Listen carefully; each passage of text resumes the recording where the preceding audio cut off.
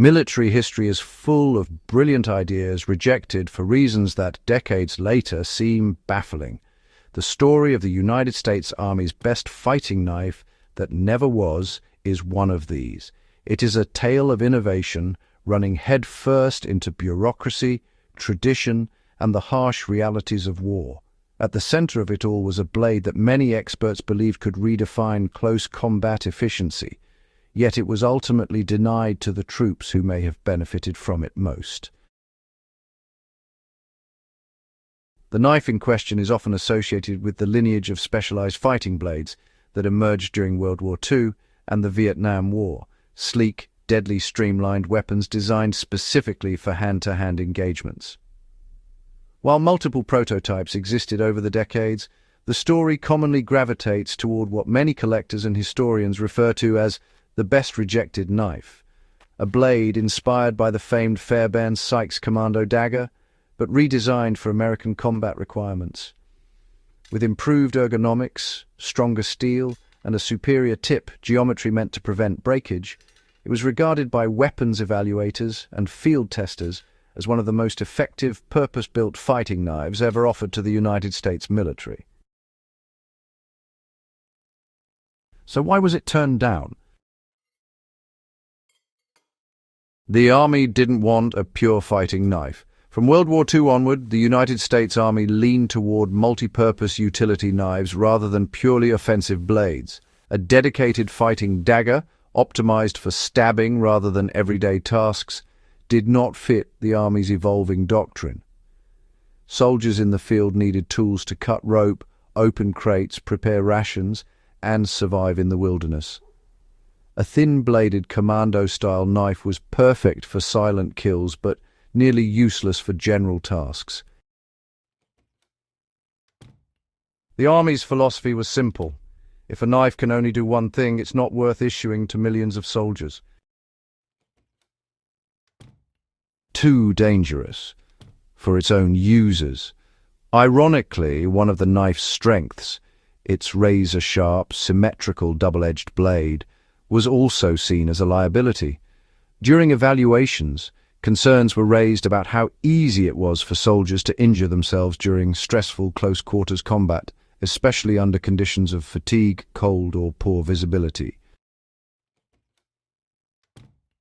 The Army had already seen accidental self-injury incidents with the M3 trench knife during World War II and was wary of repeating history. The new blade, being even more streamlined and deadly, raised red flags. Commanders wanted something safer, sturdier, and more forgiving in chaotic real-world conditions.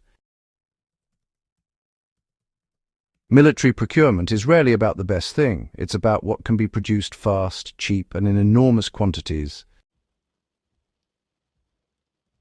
The knife in question required precision grinding, high-quality carbon steel, and a heat treatment process that limited the number of factories capable of producing it. Costs were higher than standard-issue utility knives, and scaling production to outfit entire divisions was judged unrealistic. In wartime, supply chain reliability often outweighs tactical superiority. From the late 1950s onward, the Army increasingly viewed hand-to-hand weapons as last resort tools. Firearms, grenades, and eventually night vision and suppressors drastically reduced the number of situations where a fighting knife would be the primary means of attack. Even elite units like Special Forces used knives more for survival utility and signaling than actual combat stabbing. As combat evolved, so did requirements. A knife designed almost exclusively for lethal silent kills simply no longer matched modern infantry needs. Influential Marine Corps testing during the Second World War showed that the most valuable knife in the field was not a dagger.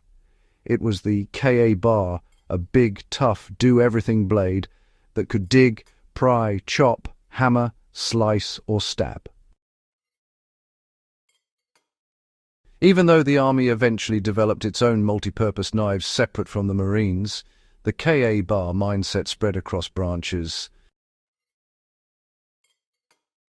So a good combat knife must be a tool first and, a weapon second. By contrast, the rejected fighting knife was a weapon first, last, and always.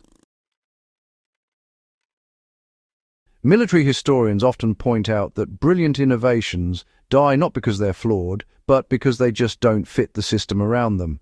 Officers who championed the knife lacked political weight. Competing contractors pushed alternative models. Testing boards leaned on conservative, tradition-bound standards. In short, it wasn't only about the blade, it was about the bureaucracy. Despite being rejected, the knife earned a cult following among collectors, historians, and special operations veterans who, admired its elegance and lethality. Some private purchase versions were even carried unofficially in conflicts from Vietnam to Afghanistan. Its story endures for one reason. It highlights a timeless truth of military innovation.